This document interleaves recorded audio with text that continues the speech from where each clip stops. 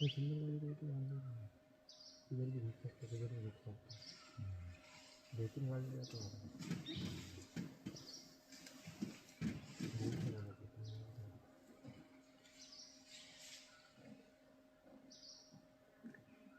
पक्षी